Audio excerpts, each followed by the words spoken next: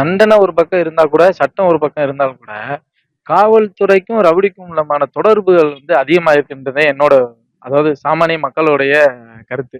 ஏன்னு சொன்னா, இப்ப நீங்க வந்து இந்த இடத்துல வந்து மது விக்கிறாங்க பிளாக்ல, இந்த இடத்துல கஞ்சா விக்கிறாங்க, இந்த இடத்துல வந்து அன்அஃபிஷியலா ஏதோ நடக்குதுன்னு நம்ம சொன்னோம்னா, அது காவல்துறை மேலதிகாரிக்கு போறதுக்குள்ளயுமே அந்த சம்பந்தப்பட்ட நபருக்கு, அதாவது ரவுடிக்கோ, அந்த விற்பனை செய்யக்கூடிய நபருக்கோ போயிருது. நம்ம சொல்லக்கூடிய விஷயம் காவல்துறைக்கு. அப்ப காவல்துறைக்குள்ளேயே ஒரு உளவுத்துறை இருக்குல்ல. ரவுடிக்கும் அவர்களுக்கான தொடர்பு. தமிழ்நாடு முழுக்க இந்த இதுக்கு காரணம் வந்து காவல்துறை வந்து மெத்தன போக்க கடைபிடிக்கிறாங்க. பெரிய அதிகாரிகள கேட்டோம்னா, "சார் எனக்கு அரசியல் அழுத்தத்தோட அது மாரி பண்றாங்க" அப்படின்னு சொல்றாங்க. இன்னைக்கு இந்த தமிழகத்துல நடக்கக்கூடிய விஷயங்கள் அனைத்தையும் பார்த்தீங்கன்னா, மக்களுக்கான ஒரு நல்ல விஷயமே தெரியல.